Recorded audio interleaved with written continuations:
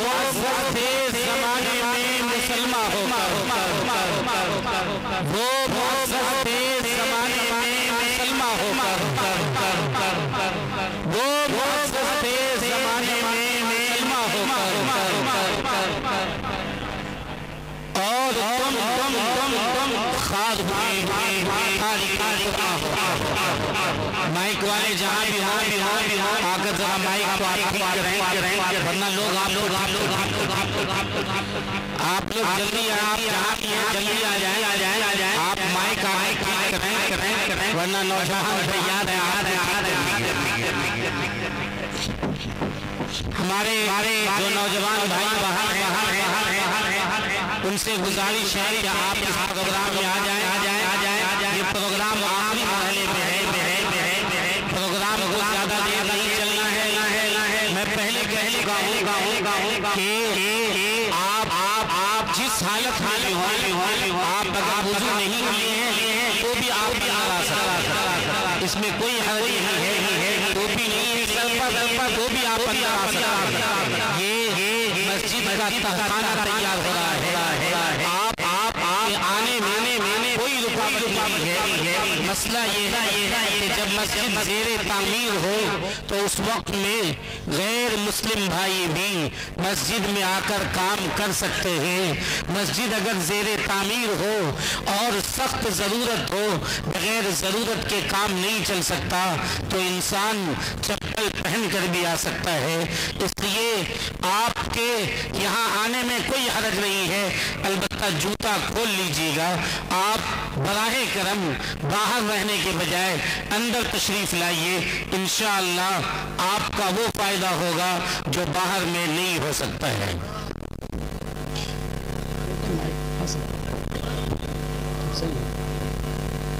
آواز میری نہیں کھینچ رہی۔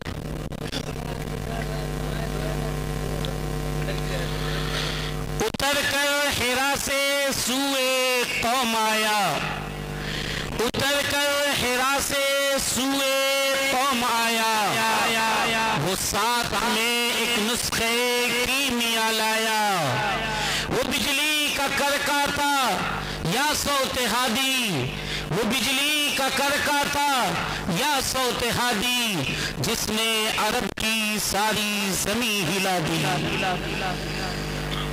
محترم سامعین، برادران اسلام، آپ آج جس پروگرام میں ہیں وہ پروگرام تکمیل حفظ قرآن کا ہے اور استقبال رمضان کا ہے۔ یہ قرآن کیا ہے؟ یہ قرآن طاقوں میں سجانے کی کتاب نہیں ہے۔ یہ قرآن کیا ہے؟ یہ قرآن مردوں کو بخشوانے کی کتاب نہیں ہے۔ یہ قرآن کیا ہے؟ یہ قرآن اپنی بیٹی کو ریشمی غلاف میں جہیز دینے کی کتاب نہیں ہے۔ ہر لفظ کو سینے میں بسا لو تو بنے بات، ہر لفظ کو سینے میں بسا لو تو بنے بات، ہر لفظ کو سینے میں بسا لو تو بنے بات۔ طاقوں میں سجانے کو یہ قرآن نہیں ہے، طاقوں میں سجانے کو یہ قرآن نہیں ہے۔ قرآن ایک انقلابی کتاب ہے، قرآن انسان کی زندگی میں تبدیلی لاتا ہے، قرآن ایک ایسی کتاب ہے جس نے پوری دنیا کو عاجز کر دیا ہے، قرآن ایک ایسی کتاب ہے جو آج بھی لوگوں کے لیے معجزہ ہے۔ پوری دنیا کا کوئی بھی مذہبی انسان ہو وہ اپنی کتاب کا حافظ نہیں ہوا کرتا ہے، کوئی مائی کا لال اپنی کتاب کا حافظ پیش نہیں کر سکتا، حتیٰ کہ کوئی امتی توریت کا حافظ نہیں ملے گا، زبور کا حافظ نہیں ملے گا، انجیل کا حافظ نہیں ملے گا، کوئی انسان وہ گیتا کا حافظ نہیں ہوگا، رامائن کا حافظ نہیں ہوگا۔ دنیا کے جتنے وید ہیں، چاروں وید میں سے کسی وید کا حافظ دنیا کا کوئی بھی پنڈت نہیں ہو سکتا ہے۔ یہ اللہ کا کرم ہے کہ ایک وہ بچہ جس کو پاجامہ پہننے نہیں آتا، جس کا ازار بند بھی نیچے لٹکتا رہتا ہے، وہ بچہ جو رات میں سوتا ہے اپنے بستر پر پیشاب کر دیتا ہے، وہ بچہ جو مسجد میں بیٹھ کر بسا اوقات استاذ کے سامنے قرآن یاد کر رہا ہوتا ہے۔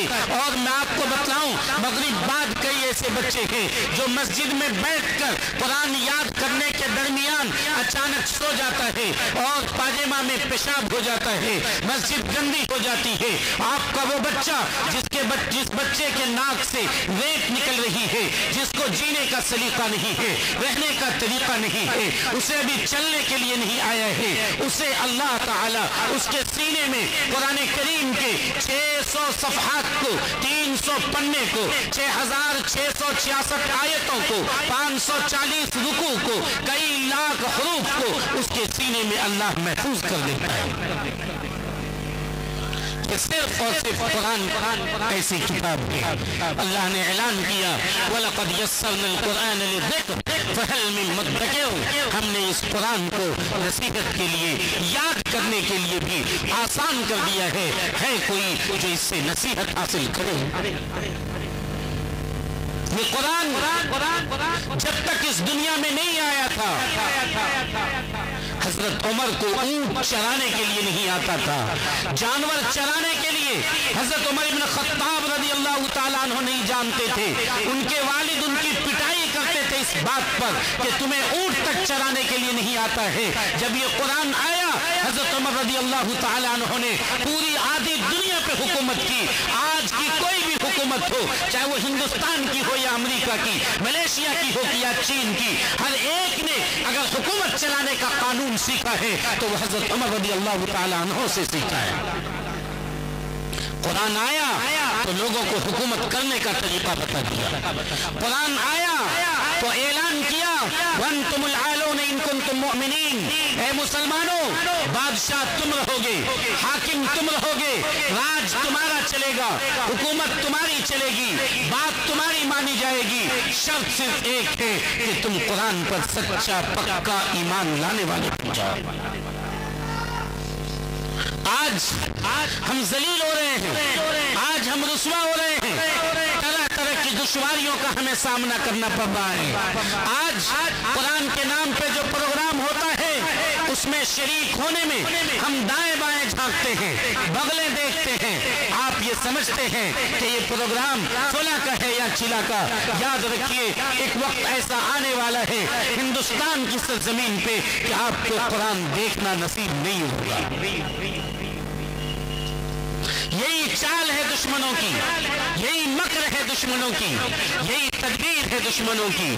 دور نہ جائیے 1992 عیسوی تک بخارا اور سمرقند پر جن لوگوں کا قبضہ تھا، جن کی حکومت تھی، وہ کمیونسٹ کہلاتی ہے وہ پارٹی، اور ان کا مذہب اللہ نہیں ہے، ان کا دین بے دینی ہے، لادینیت، دہریت ان کا مذہب تھا۔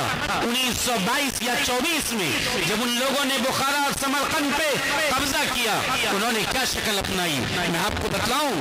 انہوں نے سب سے پہلے پورے ملک کے علماء اور حفاظ کو جمع کیا۔ ایک طرف ادھر ٹرین پر علماء اور حفاظ کو سوار کیا جاتا، دوسری طرف بھی ٹرین پر علماء اور حفاظ کو سوار کیا جاتا۔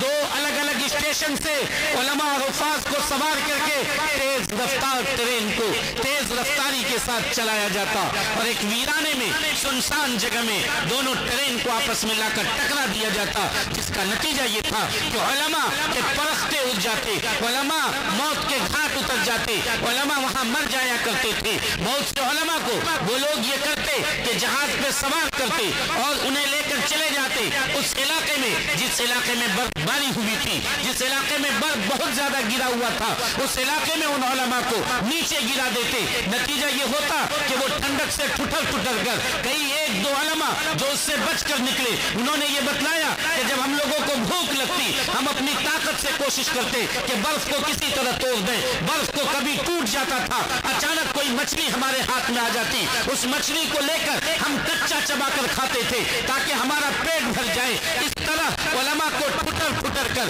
وہ سارے علماء جاں بحق ہو گئے، اللہ کی راہ میں انہوں نے اپنی جان دے دی، وہ لوگ مر گئے۔ اس طرح جب انہوں نے یہ سمجھا کہ ہم نے پورے ملک سے علماء کو ختم کر دیا تو انہوں نے یہ کیا کہ عام اعلان کر دیا، انہوں نے ایک شکل اپنائی کہ انہوں نے سور اور خنزیر کے گوشت کا کباب بنایا اور اسے انتہائی سستا کر دیا، سبزی کو جو ہوٹلوں میں تھا اسے مہنگا کر دیا۔ ان لوگوں نے یہ کیا کہ شراب کی بوتلوں کو انتہائی सस्ता कर दिया और शराब और पानी के बोतल को इंतहाई महंगा कर दिया, लोगों को शराब पीने पे मजबूर किया, लोगों को सूअर और खिंजीर के गोश्त के खाने पे मजबूर किया, ताकि ये लोग जिनका एक सहारा है वो सहारा सिर्फ अल्लाह है, जो दुआओं के जरिया सुनता है। जब इनके पेट में हराम डाल दिया जाएगा, इनके पेट में जब हराम माल चला जाएगा तो फिर अल्लाह के यहाँ इसकी दुआ कबूल नहीं होगी। चुनांचे उन्होंने हमारे पेट में हराम माल को डाला, फिर इतने पे बस नहीं किया बल्कि मस्जिदों में उन्होंने एक रेडियो डाल दिया, हर एक के घर में एक रेडियो डाल दिया, मस्जिद में नमाज पढ़ना मना हो गया, हर एक के घर में रेडियो, मस्जिद में रेडियो, और वो रेडियो 24 घंटे चलता रहता था, वो ऑफ नहीं हो सकता था, बंद करने का कोई सिस्टम नहीं था, जिसमें गाने बजाने नंगी बातें चलती थी, साथ साथ उसमें दहरियत की तालीम दी जाती थी, अल्लाह से बेजार होने की, मोहम्मद रसूलुल्लाह को छोड़ने की उसमें तालीम दी जाती थी। ये सूरत हाल उन्होंने पूरे मुल्क में अपनाया। जब उन्होंने ये समझा कि हमने मुसलमानों को खत्म कर दिया तो उन्होंने ऐलान कर दिया कि कोई भी दाएं तरफ से जो लिखावट होती है, चूंकि उर्दू दाएं तरफ से लिखा जाता है, अरबी दाएं तरफ से लिखी जाती है, रोमन भी उसी जबान में लिखी जाती थी, उन्होंने ये कहा कि दाएं तरफ से जितनी भी लिखावट है, अगर एक कागज का टुकड़ा भी किसी इंसान के घर में मिलेगा उन पूरे घर वालों को फांसी दे दी जाएगी। ये आम ऐलान किया गया, लोगों के घर की तलाशी ली गई,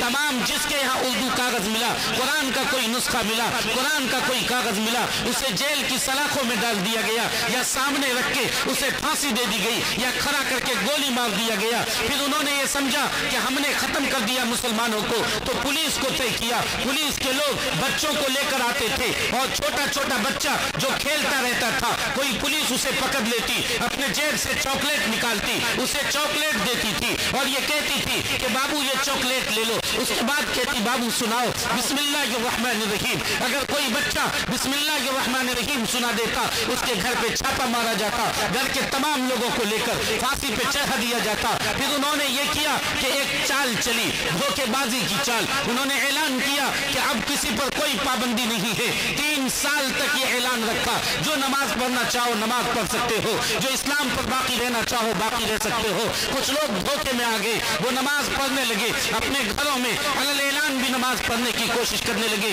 3 साल तक मुसलसल उन लोगों ने चुपके चुपके लिस्ट तैयार की। वो जब सारी लिस्ट तैयार हो गई, 3 साल के बाद लिस्ट से नाम पुकारता था, तमाम लोगों को एक जगह जमा करता था और उसके बाद तमाम लोगों को उन्होंने गोली से मार दिया, किसी को जिंदा बाकी नहीं रखा। उन लोगों ने इतने पे बस नहीं किया था, बल्कि आखिरी हद कर दी कि तमाम मुसलमानों को उन्होंने अपने दानिश में न सिर्फ खत्म किया, बल्कि भाई के लिए जासूस बना दिया। एक भाई को चुपके से बुलाकर लाखों रुपए देता था और ये कहता था कि फला फला घर वाले के बारे में बतलाना कि कहीं वो कुरान तो नहीं पढ़ता है, कहीं वो इस्लाम पे अमल तो नहीं करता है, कहीं वो नमाज तो नहीं पढ़ता है। बाप अपने बेटे से डरने लगा था, माँ अपने बेटे से डरने लगी थी, कहीं मेरा बेटा जासूसी न कर जाए। ये सूरत हाल उस मुल्क में पैदा किया। उस मुल्क के लोगों को अब तारीख उठाकर देख लो, बाहर के लोगों से उसका ताल्लुक खत्म कर दिया। वहां से कोई जहाज बाहर नहीं जा सकता था। अगर खुदा न खास्ता कोई बाहर जाता, मंजूरी करा के जाता, उसके साथ कई लोगों को तय कर दिया जाता जासूसी के लिए कि देखो ये कहाँ मिलता है, किससे मिलता है। लोगों, ये सूरत हाल इस मुल्क में पैदा करने की कोशिश की जा रही है। हम और आप समझे न समझे, हमारा दुश्मन ये समझता है कि इन मुसलमानों का रिश्ता कुरान से तोड़ दो, मदरसों से तोड़ दो, मस्जिदों से हटा दो, तो ये मुसलमान खुद ब खुद मुसलमान नहीं रहेंगे। इन मुसलमानों को गुलाम बनाना, इन मुसलमानों को अपने पांव तले रौंदना तुम्हारे लिए आसान हो जाएगा। ये बात हम और आप समझे या न समझे, हमारे मुसलमान भाई नहीं समझते हैं, लेकिन गैर इस बात को समझ रहे हैं। मैं आपको बतलाऊं, ऐसे वक्त में बुखारा और समरकंद में लोगों ने क्या किया, ऐसे वक्त में बुखारा और समरकंद में लोगों ने ये किया कि अपने घर के आंगन में तहखाना बनाया और उस तहखाने में 6 महीने के लिए अपने बच्चों को दाखिल कर देते थे और एक उस्ताद को दाखिल कर देते थे, खाने का सामान रख देते थे, 6 महीने के लिए ऊपर से पैक कर देते थे। उसके करीब में शराब की बोतलें, नंगी तस्वीरें मुकम्मल डाल देते थे, ताकि कम्युनिस्ट के लोग जब आए तो वो ये समझे समझें कि तो हमारा अपना आदमी है। यही सूरत हाल वो लोग अपनाते। माँ जिसका लख्ते जिगर, जिसका नूरे नजर उसके पाँव के नीचे तहखाने में बैठकर कुरान सीख रहा होता था, वो झाड़ू लगाती थी, लेकिन कभी उसके दिल का ममता उभार नहीं आता था कि काश हम इस तहखाने को खोलें और अपने बच्चे को बुला लें, काश हम अच्छा खाना बनाए हैं हम अपने बेटों को दे दें। है आप में ये ताकत कि आप इसको बर्दाश्त कर सकते हैं? नहीं कर सकते। आप अगर मदरसों में अपने बच्चों को देते हैं तो रोजाना आप बात करना चाहते हैं, कोई अच्छा खाना बना फौरन आप मदरसे के बच्चों को अपने बेटों को जाकर पहुंचाना चाहते हैं। इतने पे उन्होंने ये नहीं किया था, बल्कि मैं आपको बतलाऊं, वो लोग एक जनाजा लेते थे, मसनूई जनाजा जिसका हकीकत से कोई ताल्लुक नहीं होता, वो लेकर जाते कब्रिस्तान के पास और उनके साथ साथ बच्चे भी होते, बूढ़े भी होते, तमाम लोग कब्र के पास बैठे रहते। कब्र में चंद बच्चों को बैठा कर एक उस्ताद सामने में खड़े रहते और वो उन लोगों को कुरान पढ़ाते रहते। अचानक पुलिस वाले को देखते तो वो लोग उसको ढकना, पानी उसमें मिट्टी डालना शुरू करते ताकि वो लोग ये समझें कि ये लोग जनाजा को दफन करने के लिए आए हैं। मैं आपको बतलाऊं, वो शख्स जो 1992 में वहाँ का मुफ्ती आजम था, जब उससे पूछा गया कि जब उन लोगों ने कुरान को खत्म कर दिया, उलमा को खत्म कर दिया, आप मुफ्ती आजम कैसे बने? उन्होंने अपना किस्सा बतलाया कि मौलाना मैं आपको क्या बतलाऊं, मेरे वालिद वो शेखुल हदीस थे, बुखारी शरीफ पढ़ाया करते थे। जब उन्होंने देखा कि अब दीन को बचाना आसान नहीं है, ईमान नहीं बच सकता है, उन्होंने दाढ़ी मुंडा ली, उन्होंने पैंट शर्ट पहन लिया और वो ट्रैक्टर चलाना जानते थे। वो सरकारी ट्रैक्टर चलाने लगे, दिन रात मुसलसल ट्रैक्टर चलाते थे, 16 घंटे तक ट्रैक्टर चलाते। लोग खींच कर उन्हें ट्रैक्टर से उतार देता, वो जबरदस्ती चढ़ जाते। लोग कहते कि ट्रैक्टर का दीवाना है, ये ट्रैक्टर का आशिक है, इसलिए ट्रैक्टर पे चढ़ जाता है। 16 घंटे के बाद रात के 12 या 1 बजे वो ट्रैक्टर को छोड़कर घर आते थे। मुझे जगाया जाता था, दस्तरखान लगाई जाती थी, दस्तरखान पे बैठाया जाता था, फिर मुझे चाय पिलाकर मेरी नींद भगाई जाती थी। फिर मेरे वालिद उस वक्त में जो दिन भर ट्रैक्टर चला रहे होते थे, उस वक्त में मुझे कुरान पढ़ाते थे, मुझे सिखाते थे। इस तरह उन्होंने घर में मुझे सिखाया और चुपके से फिर घर में रख दिया जाता था। मैं घर के बाहर कभी भी कदम नहीं रखा, हमेशा घर में रहता था। मेरे वालिद इस तरह आकर सिखाते थे। उसी वक्त में मौलाना पीर फकीर जुल्फकार नक्शबंदी से मुफ्ती आजम ने कहा कि देखिए ये नौजवान आया है जो आपको बुलाना चाहता है, ये कहता है कि इसकी अम्मा आपको बुला रही है, इसकी माँ ने ये सुना है कि पाकिस्तान से मौलाना आए हैं, तो वो आपको बुलाकर आपसे मिलना चाहती है, इसलिए ये बुलाने आई है। मौलाना ने कहा कि मैं नहीं जाऊंगा, क्योंकि मैं औरतों से मिलने के लिए नहीं जाता हूँ। उन्होंने कहा कि खुदारा आप इन्हें मत मना कीजिए, क्योंकि इनके साथ ये सूरत हाल थी कि जब कम्युनिस्ट का गलबा हुआ था, वो 13-14 साल की नौजवान लड़की थी, वो अलग लोगों के सामने आती थी और अजान देती थी। लोग मारते थे, खून से लहू लहान कर देते थे, लेकिन वो बेचारी उसके बावजूद फिर कुछ देर में होश में आती, फिर अजान देती थी। 70 साल तक घूम घूम कर कम्युनिस्ट के लोगों ने समझा ये पागल है, इसको छोड़ दो, इससे कोई मतलब नहीं है, लेकिन वो घूम घूम कर दीन की दावत देती रही। आज वो बिस्तर मर्ग पर है, खाट पकड़ी हुई है, वो उठ के बैठ नहीं सकती है, जिसने दीन के लिए इतना काम किया है। चलिए आप उनसे मिल लीजिए। जब ये जाते हैं तो सबसे पहले देखते हैं कि औरत है, बूढ़ी औरत है, दूर वो बैठी हुई है, और ये करीब जाते हैं तो वो दूर से कहती है कि मौलाना आप मेरे लिए दुआ करना कि ईमान सलामत रखे,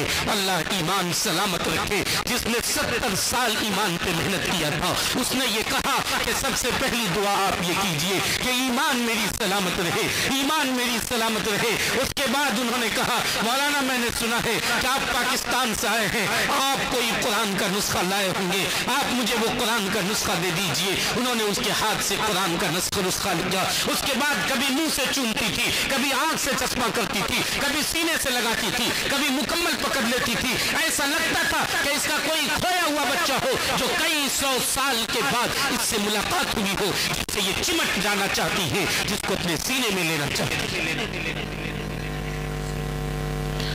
लोगों, जब ऐलान किया गया कम्युनिस्टों के जाने के बाद कि लोग अपने कुरान के नुस्खा अगर किसी के पास है तो आओ जमा कर दो, लोग क्या करते थे, बड़ी ट्रैक्टर पर बड़ा लोहे की चादरें लेकर आते थे, लोग कहते ये क्यों लेकर आ रहे हो?